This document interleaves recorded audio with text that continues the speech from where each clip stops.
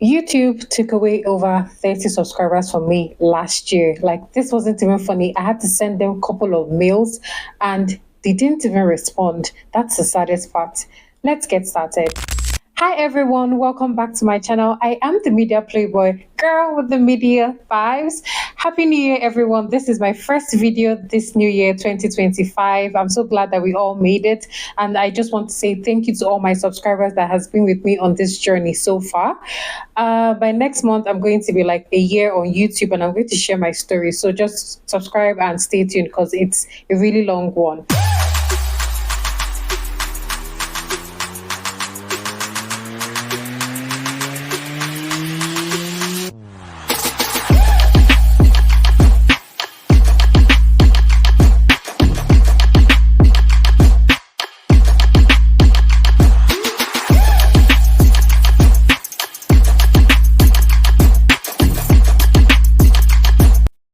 So basically this video is just going to be something like more like a natural thing. I didn't write any script for it, and I'm just going to talk about the lessons I learned from YouTube last year. So let's get started.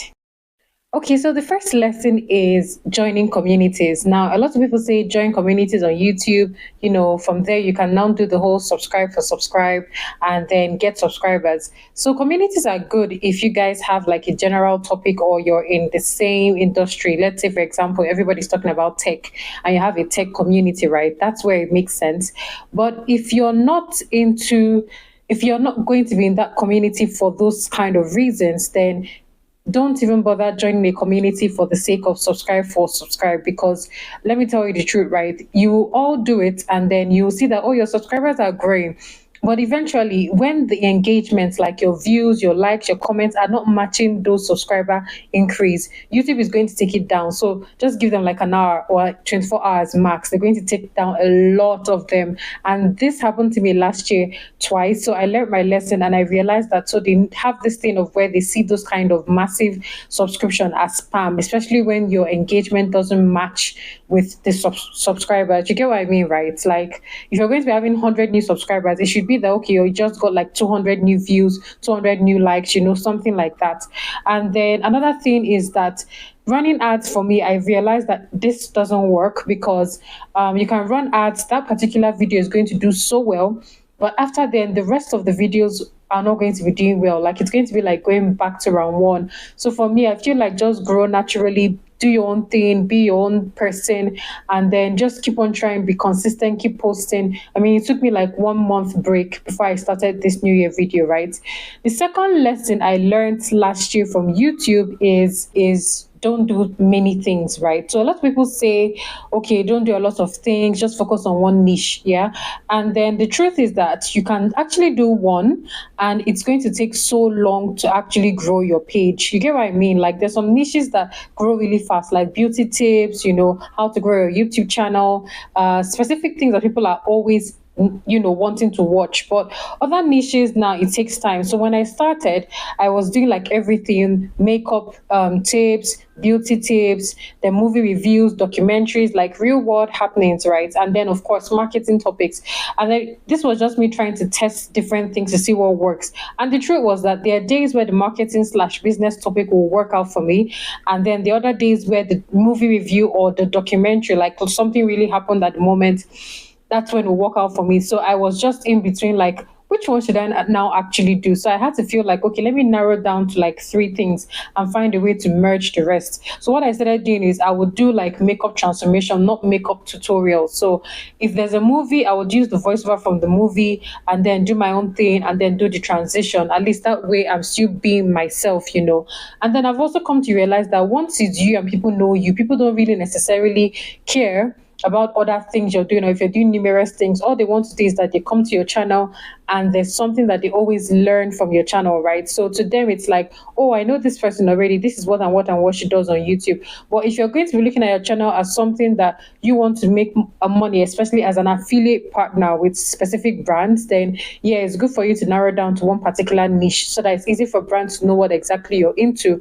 And, when you get paid for ads and things like that, at least they're sure that your audience are going to pay attention to whatever it is that you're going to be advertising. Another lesson is do you. Sincerely, a lot of big YouTubers will come out and tell you, oh, why don't you do this niche? This is what you're supposed to do to grow on YouTube. And then, sorry, I had to be looking at my mirror, so I'm sure that my video doesn't go off. So lots of them are going to be telling you that, oh, come on YouTube, if you're on YouTube, if you do this and you do this, you're going to get more views and engagement. And the truth is that it's not really that. Just be you, keep on doing your own thing, because they're telling you their own strategy that works for them, but their niche may not be the same thing that you're doing. And then another thing is that they can sometimes come and tell you, oh, this is the perfect time for you to post. The reality is that there's no perfect time to post, right? When I first started, I was posting like around 2 in the afternoon or in the mornings, and then I wasn't really seeing engagement. Then I'm like, okay, let me shift to around 4, 5 in the evening, when people are already going back from work.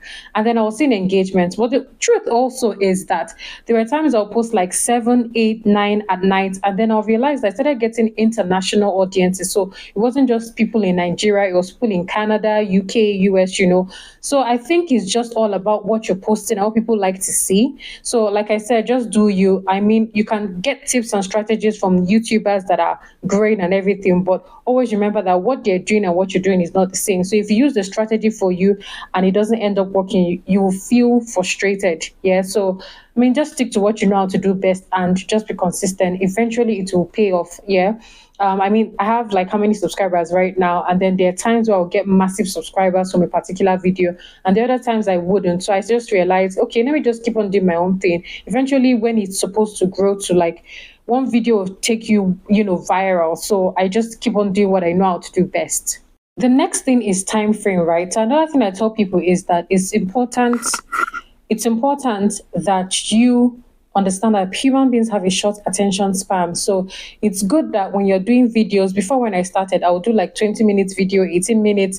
And the annoying part is that it wasn't even about the length. It was about the longer the video was, the longer it was going to be to edit the videos by myself and then create a thumbnail and before I post it. So I realized, okay, I can actually try and do shorter videos. And I realized that when you narrow down your videos to 10 minutes, I mean, if I'm scrolling on YouTube and I see a video of 10 minutes, I can still click it and watch, you get me? But when I see like it's 20 minutes, 50 minutes, an hour, except it's a movie, I will not lie to you. I won't want to stay that long listening to someone talk. You get me? Except you're learning like a skill that is really, really important, and that's a training. But outside that, like if you're just going to be a normal content creator talking about random stuff, narrow down your videos to at least 10 minutes, because after the first 5 seconds, if you didn't get your audience's attention, they won't watch the rest. And then other times you can also do like 5 to 10 minutes, because that's where your money is going to come from. The longer the video, the more money you tend to make, because that's what makes your watch hour. So it's also good that you do at least 5 minutes to 10 minutes videos, and then at least make sure that you keep your audiences engaged, find ways to do other things, and just hope that it's going to get better. So another thing is for you to be unique, right? So I tell people this, like, there's space for everybody on social media. There's space for people that want to create content. And the truth is that if you're not going to be your unique self and you're trying to copy somebody else, people will not really find anything entertaining about yours. So let's say, for example, you like movie analysis. Somebody can come and just talk about the movie. You can find another way to review or analyze the movie in a way that will make your audience know that this is your own unique way of analyzing movies, so you don't have to do what other people are already doing. You just have to keep on finding ways to make your own content a bit different, even if it's the same topic, even if it's the same industry, let me use that word, even if it's the same thing. Like people that do topics about beauty stuff, I always see that they try to do the same topics together, and then in my mind I'm like, why don't you find another way to do it, right? So just find a unique way to make your own just stand out and be different from what other people are doing. So for someone like me, when I first started, I was feeling like, how am I going to analyze my own movies, right? And most of the time, I actually just summarize the movies. But I just felt like, okay, I'm going to try a new trick. So I started, of course, with the voiceover, the makeup transition first, and then I now started feeling like I should critically analyze the movie, not just review or summarize the movie. You get what I mean in that situation. And the last thing in addition is your caption, your hashtags, your description, they all matter. If nobody else has told you, trust me when I tell you this, they actually matter. One of the things I've learned in my years really is your hashtags, captions, descriptions, they actually matter. In my years of being a social media marketer, right, and content creator, I've come to understand that hashtags are the things that take you far, because if people are searching for specific stuff, right, on Instagram or TikTok or, whatever channel that it is the hashtags that's going to be able to make your own channel visible to them, like an option, as well as the things in your description. So one of the most important things about your captions is, like, for example, when I first started, I would use the exact thing. Like, let's say my topic is affiliate marketing, for example, or emotional marketing, for example. It would just be emotional marketing 101 or beginner's guide, but I felt like you needed to write a caption that has to grab the audience's attention. So for one of the videos I did, which was about the weight loss church that actually existed, right, I had to, instead of doing the weight loss church, I had to do starve and ye shall be made holy, the weight loss church. So it was something that I and my sis, came up with. And then it felt like that's going to be more attention grabbing than just putting the weight loss church there. So once you see starve and be made holy, you're definitely going to feel like, hello. So you have to just try and use captions that grabs your audience's attention, something that you ask yourself, if I see this somewhere, would I actually click it? Then your description matters. Describe your video properly, so that at least the algorithm is also able to help make your video visible to people, especially on the explore and for you pages. And then hashtags, of course, use relevant hashtags related to the topic. If there are people that were involved, let's say it's a movie, use the hashtags of the characters. Like, let's say, for example, Angelina Jolie. So if it's a movie that she did, you do hashtag the movie, hashtag Angelina Jolie, hashtag, something movies 2024. Like, do try and pack enough hashtags that can get you out there. And then most importantly, tags too. So hashtags are different from tags. Tags is on the YouTube studio. You have to add that as well. So it's more like almost tagging specific kind of thing. So even as I've used Angelina Jolie on my hashtags, I still use it on my tags, so it just puts me more, it makes the algorithm understand my video better and be able to spread it to a wider audience. And then if you're going to be doing how-tos, let's say, for example, how to do this, how to do that, you can actually use, oh, I did this and it worked out for me, instead of how to do this, because sometimes how to do this is a general thing. It's good for your SEO, but the one that will get people's attention is when it feels like it's coming like a natural, authentic story from you. So it makes it feel like it's easier for them to relate with you.